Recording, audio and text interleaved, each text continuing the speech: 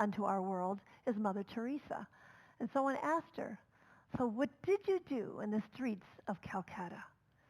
And she said, every day I saw Jesus Christ in all its disguises. Mm.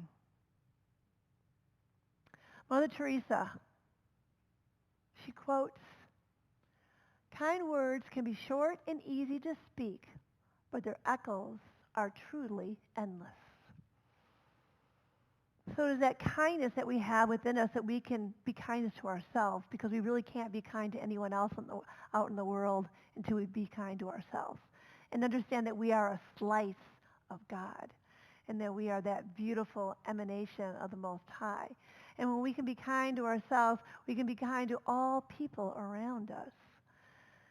So there was a man who had his son's name was Shia, in a school for children who were disabled. And they had a gathering and a fundraiser. And this gentleman stood up and he gave a talk that was very compelling to everyone that was listening. And he said, I know that there is a perfection of God in all things. But my son has trouble learning. So where is the perfection in my son? And I know God creates everything that is perfect. But my son will never learn facts and figures. So where is the perfection in my son? And the audience felt a little uncomfortable from the anguish that he was expressing. And then he said, well, maybe it's because God has brought a child like this into the world, seeking that other people can see him with the eyes of perfection and how they're going to treat him. And then he told the story about him and his son, Shia, walking through the park, and there was 18 boys, and they were playing softball. And his son goes to his dad, Dad, I want to play softball. And the father said to him, well, he knew that he didn't know how to play softball, and he wasn't athletic, and he also knew that most of the kids on the team were not going to want to choose him. So he went up to one of the boys on the team, and he said, would you mind if my son played softball with you? So that one boy looked around to get guidance from the other guys on the team, and he didn't get any. So he decided to take it in his own hand. He said, you know what? This is the 8th inning, and we're losing by 6 points. Why don't he go out into the field, here's a glove, and then in the 9th inning, we'll get him up to bat. Well, in the 8th inning, Shia's team scored 3 points. And then in the 9th inning, Shia's team scored another point, but they had 2 outs.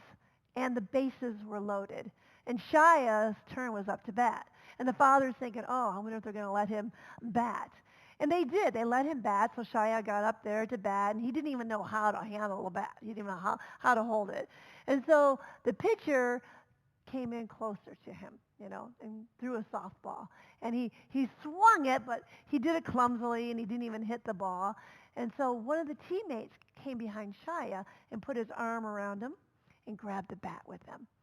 And then the pitcher came in a little bit closer, and he swung the bat, and it was a line drive into the pitcher, and they all screamed, run, Shia, run! And Shia scrambled to first base. He's never even run to first base, and his eyes were open and startled.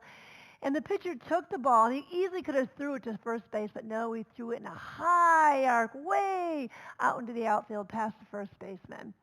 And then the man in the outfield caught the ball, and he could have threw it to second base, but he didn't. He wailed it over to the third baseman, and they were screaming, run, Shia, run! And he runs to the second base. And then the shortstop on the opposing team goes over and grabs Shia, and he faces him towards the third base. And everyone's screaming, run, Shia, run! Now all the other basemen are running into home. And then they're screaming, run home, Shia, run home.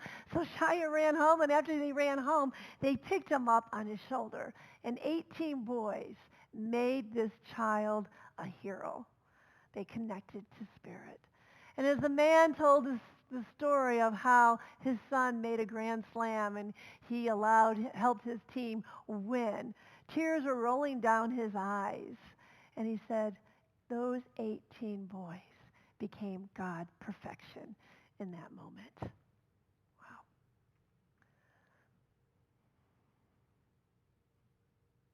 In this interconnected universe, every improvement we make in our world improves the world at large for everyone.